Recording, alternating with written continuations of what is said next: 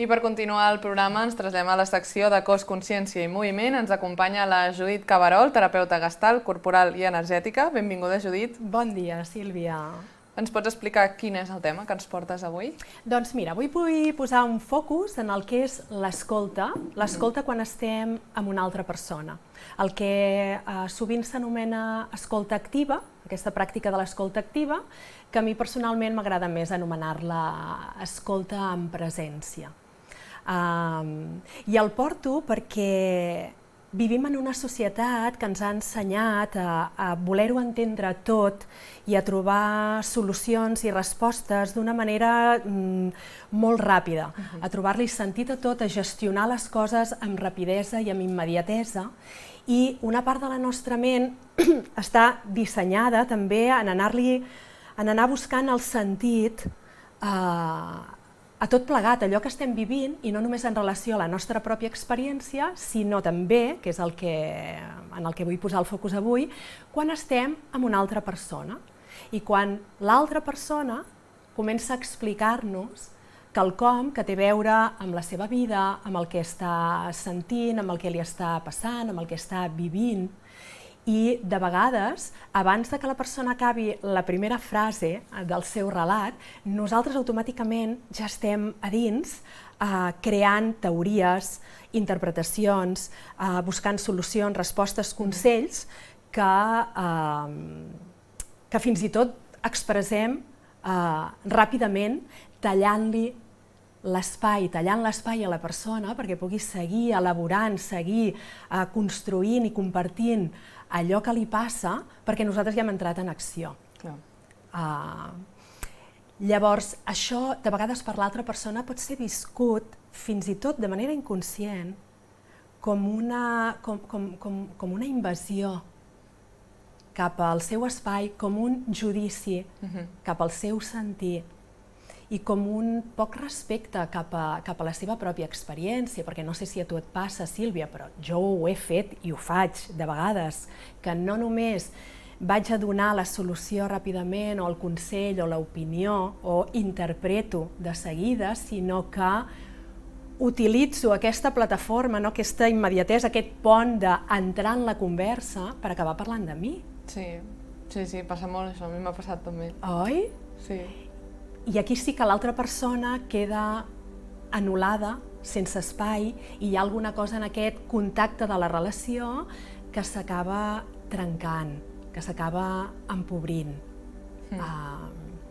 Llavors, per mi és un tema important de cara a poder tenir unes relacions més reals, més saludables també, on totes i tots puguem sentir que tenim el nostre espai en presència de l'altre i que l'altre, més que un consell, una opinió, una interpretació, el que ens està oferint és un temps des d'una escolta present en la que no hi ha judici i on allò que jo estic sentint i que estic expressant i que estic compartint s'anirà desplegant de manera natural i potser anirà, si hi ha aquest espai, potser anirà apareixent una comprensió més real i més profunda d'allò que m'està passant, no? O d'allò que li està passant a l'altre que està compartint amb mi aquell relat, aquelles emocions, aquella expressió.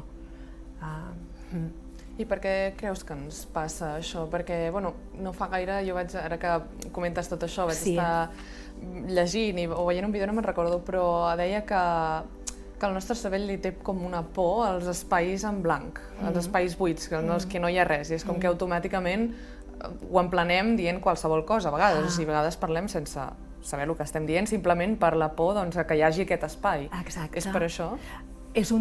Podria ser un dels motius, que aquesta por, que hi hagi un buit, tot i que fixa't, estem parlant de quan algú ens està compartint alguna cosa.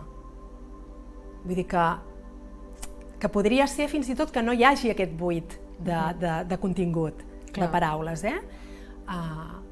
I al mateix temps pot ser que tu m'estiguis explicant alguna cosa, t'aturis perquè potser et deixes sentir allò que m'estàs explicant i en aquell moment de silenci jo necessiti, perquè em sento incòmode, perquè em fa por el silenci, perquè em fa por el buit, necessiti col·locar allà alguna cosa que té a veure doncs, amb això, amb una teoria, amb una interpretació. És com si ara vens i em comentes: ai, mira, Judit, és que fa uns dies que em sento una mica estranya. I només amb aquesta frase jo ja començo a pensar, i no només a pensar, sinó a dir-te: és que clar, Sílvia, segurament és perquè, clar, amb la feina que tens, és que cada dia en directe, no? Quin estrès, perquè segurament que vas cansada, tranquil·la, que ara aviat hi haurà les vacances, perquè a mi és que el que m'acostuma a passar en aquesta situació... I aquí hi ha alguna cosa en l'expressió, no? És com que tu estaves utilitzant, o t'estaves servint de la meva presència per poder compartir quelcom que és teu, i potser en aquest compartir, en aquesta escolta, si jo t'hagués donat l'espai per poder-te escoltar tranquil·lament, potser aquí tu haguessis anat estirant tu mateixa d'aquest fil, no? De què és allò que se't fa estrany, que és allò que m'està passant, que li estic compartint a la Judit i que se'm fa estrany, i potser tu ho portes cap a un altre lloc.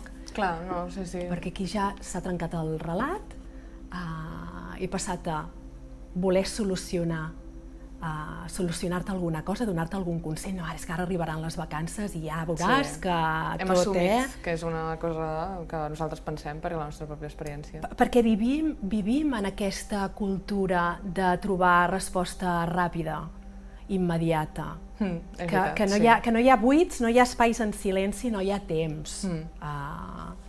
De vegades quan aquesta conversa la inicia, o aquesta expressió, en aquesta comunicació la inicia potser la meva parella, i em comparteix alguna cosa que li està passant o que està sentint, si hi ha una relació, diguéssim, de vegades en la mesura que la relació és més íntima, jo puc sentir més por amb allò que l'altre m'està compartint, i puc començar a generar també unes respostes, unes interpretacions i uns consells que tenen a veure amb aquest posar-me a la defensiva. Sí.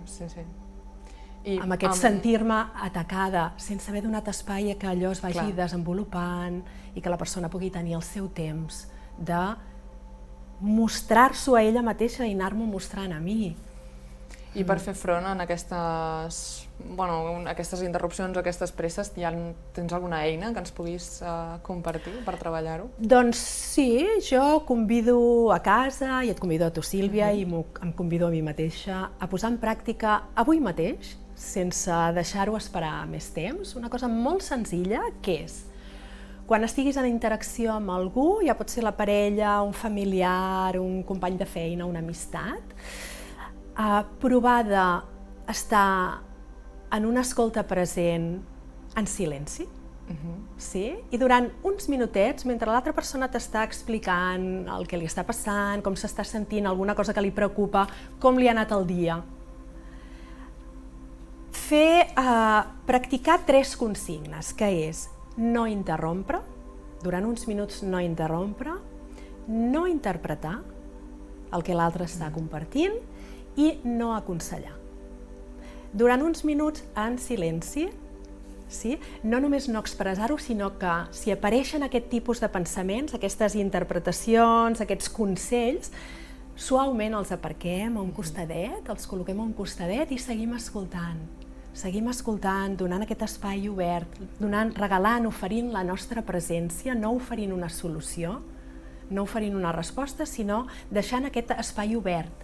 I quan sentim que la persona el que ja està demanant és una interacció, ja demana que nosaltres participem d'allò que ens està compartint, fer servir un recurs que és el retorn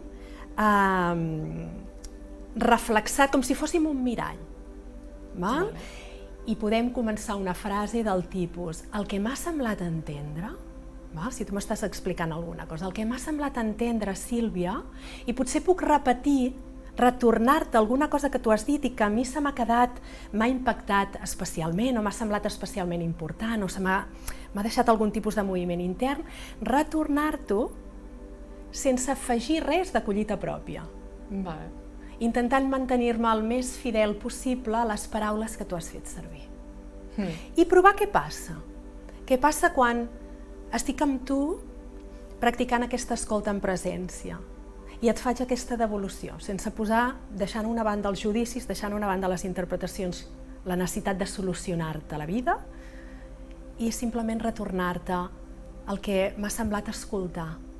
Perquè tu quan ho rebis puguis també veure, quan et ve de fora, quin impacte té amb tu i això, probablement, així com per art de màgia, de vegades aquesta escolta en presència, fa que per art de màgia el significat comenci a desplegar-se. Perquè hi ha experiències que no necessiten d'una solució ràpida i una interpretació ràpida, que el que necessiten és un espai on poder ser sense judici per anar-se desplegant, perquè aquests significats puguin anar emergint per aquella persona que està compartint aquella vivència. Llavors, no interrompre, no interpretar, no aconsellar, i quan la persona ens demana interacció, m'ha semblat entendre que m'has comentat, que m'has compartit, i retornar algunes paraules que la persona hagi dit, no de collita pròpia, i provar, aviam què passa. Evitar interpretacions nostres i esperar a rebre alguna mena de senyal que ens convidi a interactuar. Sí, això mateix, m'agrada aquesta, esperar el senyal, esperar la invitació a interactuar. Mentre no rebem aquesta invitació, com seria quedar-nos en aquest silenci, que tu deies, que de vegades incomoda, com quedar-nos en aquest silenci respirant? Podem omplir el silenci en lloc de paraules, podem omplir-lo de respiració. Respirant i estant present per l'altre, en la seva experiència i en allò que ens està compartint. Doncs, Judit, moltíssimes gràcies per haver-nos compartit aquestes eines i aquests consells. Per als que estigueu mirant, recordem que la Judit també té un espai aquí a Girona, també la podeu trobar amb el número de telèfon que apareix al Cairo, en les xarxes socials. I res, moltes gràcies per haver vingut avui aquí en una altra secció de Cos, Consciència i Moviment. Molt bé, moltes gràcies per convidar-me, Sílvia.